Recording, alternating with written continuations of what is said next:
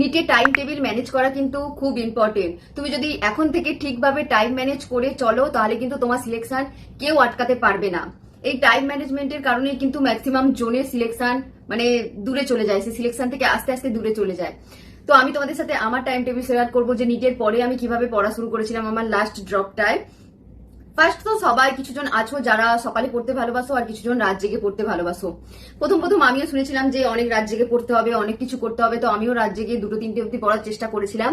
But এটা কিন্তু কোনো রকম এফেক্টিভ হয় না, কারণ আমাদের বডিতে যে সাইকেল চলে সে কিন্তু রেস্ট চায়, আর রাতে কিন্তু রেস্ট নেওয়া খুব ইম্পর্টেন্ট, যেটা আমাদের হরমোনাল এফেক্ট বা আদার্স তোমার মেন্টাল স্টেট তোমাকে ঠিকভাবে রাখবে। তো আমি সবাইকে সাজেস্ট করবো যে যারা রাত জেগে পড়ো তারা পড়ো, ঠিক আছে, কিন্তু 12টা থেকে 1টার পরে আর তোমরা পড়ো না, সেটা কিন্তু এফেক্টিভ ভাবে মাথায় ঢোকে না। আমি যেই রুটিনটা ফলো করতাম, আমি অনলাইন ক্লাস করতাম পিডব্লিউ তে 18.0 তে। আমার সকালটা স্টার্ট হতো ঠিক ভোরবেলা থেকে। আমি স্টার্ট করতাম মানে আমার মেনলি রুটিন, যেটা আমি আগে থেকে আমার টু ডু লিস্ট বানিয়ে রাখতাম যে পরের দিন আমি এগুলোই করব। এটা কিন্তু আগের দিন সবাই বানিয়ে রেখো যে আমি পরের দিন এই কাজটাই করব, যে এরকম এরকম করব। নাহলে কিন্তু পরের দিন সকাল থেকে অনেকটা টাইম লেগে যায় যে সারাদিন আমি কি কি করব এটা বানাতেই টাইম লেগে যায়। স্টার্ট করি আমার ফার্স্ট ভোরবেলা, যেটা আমি স্টার্ট করতাম। আমি সবসময় ফিজিক্স পড়তে ভালোবাসি। আমি ফিজিক্স মানে যেটা বলে না খালি মস্তিষ্কে বেশি কিছু মাথায় ঢোকে, আমি সবসময় মানে ওই টাইমটা পুরো পরিবেশটা ঠান্ডা থাকতো, সকালবেলা ম্যাক্সিমাম জন ঘুমতো, কোনো আওয়াজ নেই, কোনো কিছু নেই, যেহেতু আমি সেলফ স্টাডি মানে ঘরেই স্টাডি করতাম বাড়িতে। তাই আমি সকালবেলা সবসময় ফিজিক্স চুজ করতাম পড়ার জন্য। ফার্স্ট আমি ফিজিক্সের ক্লাস লাগাতাম, যে স্যার যে ক্লাস করাতেন এমআর স্যার। আমি কিন্তু রেকর্ডেড ক্লাস করতাম কারণ আমি দেরিতে জয়েন করেছিলাম। তোমরা যদি মানে এখন জয়েন করে থাকো আমি তোমাদেরকে সাজেস্ট করবো লাইভ ক্লাস করো, কারণ লাইভ ক্লাসের থেকে আর ভালো মানে বোঝা কিছু না। লাইভ ক্লাসে সব থেকে বেশি বোঝা যায়, ওখানে ডাইরেক্ট স্যারের সাথে কন্ট্যাক্ট থাকে। যেদিন পোল করায় স্যার, যদি পোলের সাথে কন্ট্যাক্ট থাকে, আমি তো ওসব কিছুই পাইনি। আমি রেকর্ডেড ক্লাস করতাম। এমআর স্যারের ক্লাস আমি করতাম 2 ঘন্টা, আর ওই 2 ঘন্টার লেকচারটাকে আমি 1.5x এ দেখতাম। তো আমার একটু তাড়াতাড়ি শেষ হয়ে যেত, কারণ আমার কাছে বেশি টাইম ছিল না ওই লাস্ট টাইমে। 1.5x এ আমি লেকচার করতাম। লেকচার করার পর আমি কিন্তু ওটা সুন্দর করে নোটস বানাতাম। নোটস মেকিং ইজ খুব ইম্পর্টেন্ট। টাইম লাগুক, এখানে তুমি টাইম দাও। ফিজিক্স টাইম দাও, ফিজিক্স টাইম ডিমান্ড করে নভেম্বর মাস পর্যন্ত। ফিজিক্সকে তুমি টাইম দাও, ফিজিক্স তবেই তোমার সব থেকে প্রিয় সাবজেক্ট হয়ে উঠবে। অনেকেই জিজ্ঞেস করে দিদি ফিজিক্স পারছি না, ফিজিক্স পারছি না। ফিজিক্সে যত তুমি টাইম দেবে এই প্রথম দিকটা, কিন্তু তত তোমার ফিজিক্স বেশি স্ট্রং হবে। এখন মেনলি ফিজিক্সকে টাইম দেওয়ার সময়, ম্যাক্সিমাম টাইম ফিজিক্সকে দাও। দেন ফিজিক্সের ক্লাস করলাম। ক্লাস করার পর সুন্দর করে নোটস বানালাম। নোটস বানানোর পর কোশ্চেন অ্যান্সারও লিখতাম। কোশ্চেন স্যার যেটা লেখাচ্ছেন অ্যান্সার, কোশ্চেন অ্যান্সার আমি দুটোই লিখতাম। আর যেগুলো পারতাম না সেগুলো তো সব লিখে রাখতাম, আর যেগুলো পারতাম সেগুলোও আমি একটা আধটা লিখে রাখতাম, তুলে রাখতাম, যে নেক্সট টাইম যদি এটা আমি না পারি। দেন ক্লাস কমপ্লিট। ক্লাস কমপ্লিটের পরে মোটামুটি 2 ঘন্টার মধ্যে আমার নোটস বানানো থেকে ক্লাস করা সব কমপ্লিট হয়ে যেত। কমপ্লিট হয়ে যাওয়ার পরে আমি একটু রেস্ট নিয়ে নিতাম। রেস্ট নিয়ে একটু চা কফি খেয়ে কিছু, দেন আবার আমি পড়তে বসতাম। আমি ওই নোটসটাকে সঙ্গে সঙ্গে পড়ে নিতাম, কোনো টাইম ওয়েস্ট নেই, কোনো দেরি নেই। ক্লাস করলাম, একটু ব্রেক নিলাম 10টা, দেন আবার স্টার্ট করে দিলাম পড়তে ফিজিক্সের কোশ্চেন অ্যান্সার, ফর্মুলাগুলো অলওয়েজ প্র্যাকটিস করবে প্রথম প্রথম। টাইম মানে টাইম টেবিল বলতে তোমার টাইম ক্লক যদি থাকে সামনে, ওটা চালিয়ে রেখে একটার পর একটা ফর্মুলা লিখতে, যতটা না দেখে লেখার চেষ্টা করবে ততটাই কিন্তু তোমার লাভ। এখানে সবসময় না দেখে লেখার চেষ্টা করো। দেন যেই কোশ্চেনটা তুমি পারোনি ক্লাসে সেটা একবার সলভ করে দেখার চেষ্টা করো। ডিপিপি কিন্তু সঙ্গে সঙ্গে অনেক সময় দেয় না। ডিপিপি আমি মানে তুমি এখন বাদ রাখো, তুমি আপাতত ক্লাসে যেগুলো স্যার করিয়েছে ওগুলো কমপ্লিট করে নাও। এখানে তোমার কিন্তু 3 ঘন্টা কমপ্লিট হয়ে গেল, লাগভাগ 3 ঘন্টা ধরে রাখো, 3 ঘন্টা তোমার টাইম লেগে গেল। তার মানে ভোরবেলা 5টা থেকে যদি পড়ো 6টা 7টা 8টার মধ্যে কিন্তু তোমার ফিজিক্স কমপ্লিট হয়ে যাচ্ছে। তারপরে তুমি একটা বড় ব্রেক নেবে, আধ ঘন্টার হ্যাঁ ব্রেক নেবে, আর যে ব্রেকে তুমি তোমার ব্রেকফাস্টটা কমপ্লিট করে নেবে।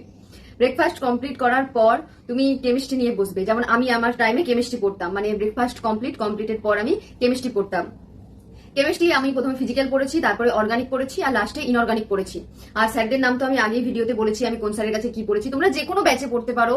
অনেকে অক্সিজেন কমেন্ট করেছিলে আমাকে, পড়তে পারো, খুবই ভালো, আমি দেখেছি।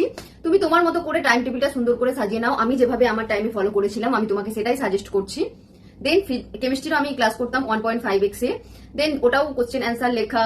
আর ফিজিক্যালের ক্ষেত্রে কিন্তু সেম ফিজিক্সের মতোই কিন্তু তুমি ফর্মুলা লিখবে। ফর্মুলা লেখার পর কনসেপ্ট ক্লিয়ার করবে। অলওয়েজ কনসেপ্ট ক্লিয়ার করবে, ফিজিক্স ও কেমিস্ট্রি ও কনসেপ্ট, ফিজিক্স কেমিস্ট্রি বায়োলজিতে তিনটেতেই ইম্পর্টেন্ট কনসেপ্ট ক্লিয়ার করা। তাই তোমার সব থেকে আগে মাথায় ঢোকা উচিত যে এটা যতক্ষণ না আমি ক্লিয়ার করব কোশ্চেনটা বা ফর্মুলাটা, ততক্ষণ পর্যন্ত এই লেকচারটাকে আমি 2-3 বার দেখবো, আবার দেখবো। আমার কাছে মেন যেটা কনসেপ্ট ক্লিয়ার করে পড়া, ব্যাস এটাই যেন হয়ে থাকে। কেউ এতটা ভেবো না যে দিদি 1.5x করেছে আমাকে 1.5x করে শেষ করতে হবে না। তোমার যদি, আমার তখন কিন্তু অনেকটা পড়া হয়ে গেছিল তাই আমি 1.5x এ দেখেছি। তোমার যদি পড়া না হয়ে থাকে আর তুমি যদি জানো যে আমি জানি না, আমি এই কনসেপ্টগুলো আমার কিছুই ক্লিয়ার নেই, আমি কিছুই পড়িনি, তাহলে তুমি সেটাকে টাইম দাও, টাইম দিয়ে পড়ো, আস্তে আস্তে পড়ো। এখন টাইম আছে, এখনই ফিজিক্স কেমিস্ট্রিকে মেনলি টাইম তোমাকে দিতে হবে। এই দুটোকে এই নভেম্বরের মধ্যে কিন্তু স্ট্রং করে নিতে হবে, সব থেকে স্ট্রং। তারপরে আসবে কিন্তু বায়োলজির পালা, যেটা তোমার মেনলি সিলেকশন করে। দেন আমি ফিজিক্যালের লেকচার করতাম, physical chemistry lecture complete, notes বানানো কমপ্লিট। দেন আমি কিছুটা আবার 5-10 মিনিট একটু হেঁটে নিতাম, হাঁটলে ওটা তোমার মাইন্ডটা একটু ফ্রেশ হয়। আর সবসময় ভেঙে পড়ো, মানে ভাগ করে টাইম লিখে পড়ো, একটানা পড়তে যেও না, একটানা পড়লে কিন্তু ওগুলো এফেক্টিভ হয় না। এখনো পর্যন্ত আমি কিন্তু এরকমই করি, আধ ঘন্টা পড়ি, আবার 5 মিনিট ব্রেক, আবার আধ ঘন্টা পড়ি, এরকম কিন্তু আমি এখনো পর্যন্ত করি, মানে এমবিবিএস আসার পর থেকেও। তাই অলওয়েজ লেকচার করলে, ক্লাস নোট বানালে 10 থেকে 15 মিনিটের একটা ওয়াক করে নাও, একটা নর্মাল ব্রিদিং, জল খাও, একটু রেস্ট করো। তারপরে কিন্তু তুমি আবার সেম তোমার ক্লাস নোটস আর ক্লাস কোশ্চেন প্র্যাকটিস করতে বসে যাও। দেরি করো না, টাইম রেখো না, পড়তে বসে যাও। দেন তুমি যদি ওটা 9টা থেকে শুরু করো, 10টা, 11টা, 12টার সময় তোমার শেষ হয়ে যাচ্ছে ফিজিক্যাল কেমিস্ট্রি অনলি আমি করতাম, মানে প্রথম কিছু মাস যেরকম ক্লাসে হতো, ক্লাসে প্রথম ফিজিক্যাল কেমিস্ট্রি করাতেন। দেন ওখান থেকে আমি একটা লম্বা ব্রেক নিতাম, 12টার পর থেকে 1টা-2টো আমি 2 ঘন্টার টানা ব্রেক নিতাম। ওখানে আমি আমার লাঞ্চ কমপ্লিট করতাম, আর তারপরে লাঞ্চ কমপ্লিট করার পর আমার একটু পড়ার মন থাকতো না, আমার প্রচুর ঘুম পেতো, আমি জানি না কেন। আমি 1 ঘন্টা রেস্ট নিয়ে নিতাম। তারপরে আমার শিডিউল শুরু হতো 2টো থেকে, 2টোর সময় আমি উঠতাম, কোনো দেরি না, কারণ আমার বায়োলজি পড়তে মোটামুটি ভালোই লাগতো ওই টাইমে, লাস্ট টাইমের দিকে, মানে আমি বুঝতে পেরে গেছিলাম যে বায়োলজি তো ভালো করে পড়তেই হবে। দেন আমি ওখানে প্রথমে তো বটানি পড়তাম, আমাদের একদিন বটানি থাকতো, একদিন জুলজি থাকতো, অল্টারনেটিভ করে 2টো থাকতো। ওখানেও সেম 2 ঘন্টার ক্লাস হতো। কিন্তু বায়োলজির ক্ষেত্রে আমি 1.5x এ কোনো লেকচার দেখিনি, কারণ বায়োলজি আমার উইক ছিল, আমি বায়োলজি খুব একটা পড়তাম না, তাই বায়োলজি আমার অনেক উইক ছিল। তো সেক্ষেত্রে আমি কিন্তু বায়োলজির ক্ষেত্রে 2 ঘন্টারই টানা ক্লাস করতাম, স্যার যেরকম ক্লাস করাতেন টানা। বোটানির ক্ষেত্রে আমাদেরকে স্যার দুর্দান্ত নোটস বানিয়ে দিতেন, ক্লাসেই মনে রাখতে বলতেন, ক্লাসেই সবকিছু আর কি টেকনিক দিতেন যে এভাবে মনে রাখো, এভাবে করো। এটা খুব ভালো স্যার পেয়েছিলাম বোটানি জুলজির, আমি নিজে মানে প্রাউড ফিল করি এখন। নোটস গুলো দুর্দান্ত আমরা বানাতাম, ড্রয়িং করতাম, বিভিন্ন কালার পেন ইউজ করতাম। হ্যাঁ, তবে বেশি কালার পেন ইউজ করা, টাইম নষ্ট করো না, 2-3টে ইটস ওকে। তোমাকে ওই 2 ঘন্টা, তুমি 2 ঘন্টা থেকে 2 ঘন্টা 30 মিনিট ওই 2 ঘন্টার লেকচারটাকে দেখতে পারো, সুন্দর করে নোটস বানাও, ওই নোটসটাই কিন্তু লাস্টে তোমাকে পড়তে হবে। তাই এখন থেকে যতটা পারবে সুন্দর করে নোটস বানাও, এমন খারাপ করে নোটস বানিও না যে নিজেরই পড়তে ইচ্ছা হবে না লাস্টে। সুন্দর করে নোটস বানাও, নোটসটা গুছিয়ে রাখো। 2 ঘন্টার লেকচার তুমি 2 ঘন্টা 30 মিনিটে করলে, দেন তুমি কি করবে, দেন তুমি আবার একটু ব্রেক নেবে, লেকচার কমপ্লিট একটু ব্রেক নেবে 5-10 মিনিটের, একটু হাঁটাহাঁটি করবে, জল খাবে। দেন স্টার্ট হবে তোমার প্র্যাকটিস। বায়োলজির ক্ষেত্রে অনেকে বলে বায়োলজি নাকি মুখস্থ করতে হয়, বায়োলজি এরকম করতে হয়। আমি বলবো বায়োলজি কিন্তু পুরোটাই কনসেপ্ট। যদি তুমি জুলজি বোটানি একদম কনসেপ্ট বুঝে যাও, তারপরে মুখস্থ করাটা কিন্তু ইজি। এমন ভেবো না বায়োলজি না কি ক্লাস করবো না, মুখস্থ করে চলে যাবো না। বায়োলজি আগে কনসেপ্টটা ক্লিয়ার করে নাও, কনসেপ্ট ক্লিয়ার করার পর তুমি ওটাকে মুখস্থ করো, ইটস ওকে। মুখস্থ লাগে না, তুমি যদি ওটাকে মাল্টিপল টাইমস প্র্যাকটিস করো, দেন তোমার মুখস্থ করতেও আর লাগে না। আমাদের স্যার অল টাইম বলতেন যে যত প্র্যাকটিস করবে তত বেশি বায়োলজি তোমার মানে রপ্ত হবে আর কি। তো আমরা ক্লাস শেষ হওয়ার পরেই ওই 5-10 মিনিট একটু হাঁটাচলা করে তারপরে আমি কিন্তু আবার পড়তে শুরু করে দিতাম।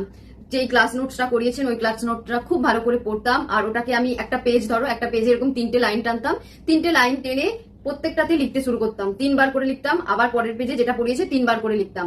6 টাইমস প্র্যাকটিস করতাম আমি আমার টাইমে। দেখো তুমি পুরো ফুল কথাটা লিখবে না, জাস্ট মনে মনে করবে আর লিখবে, মনে মনে করবে আর লিখবে, এভাবে কিন্তু তোমাকে লিখতে হবে আর প্র্যাকটিস করতে হবে। বায়োলজিও প্রথম থেকে প্র্যাকটিস যদি করো তাহলে তোমার সাবজেক্টটা কিন্তু খুব ভালো হবে, মক টেস্টে খুব ভালো নাম্বার আসবে। দেন কমপ্লিট হয়ে গেল তোমার, এখানে ধরো 3.5 ঘন্টার মধ্যে তোমার পুরো বায়োলজি কমপ্লিট হয়ে গেল। দেন তুমি একটা ব্রেক নেবে, কত 3টে 4টে 5টা, 5:30টার মধ্যে তোমার সব কমপ্লিট শেষ। এবার তুমি একটা লম্বা ব্রেক নেবে 6টা পর্যন্ত, যেখানে তুমি তোমার টিফিন করে নিতে পারো সন্ধ্যের। দেন তোমার 6টা থেকে স্টার্ট হবে ডিপিপি সলভ করা আর এনসিআরটি পড়া।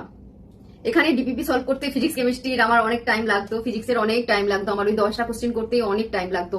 দেন তুমি ডিপিপি সলভ করবে, ডিপিপি সলভ করতে টাইম লাগবে, ভুল হবে, আর ভুল হলে অলওয়েজ দেখবে যে কেন ভুল হচ্ছে, তুমি এটার কনসেপ্ট ক্লিয়ার করেছো ক্লাসে তাও তুমি পারছো না, এরকম থাকবে ফিজিক্সের প্রথম প্রথম যে ম্যাক্সিমাম কোশ্চেন তুমি পারছো না। বাট ইটস ওকে, প্যানিক করার দরকার নেই, দেখে নাও, বুঝে নাও, মাইন্ডকে অলওয়েজ বোঝাও, কুল কাম থাক, আর প্র্যাকটিস করতে থাকো।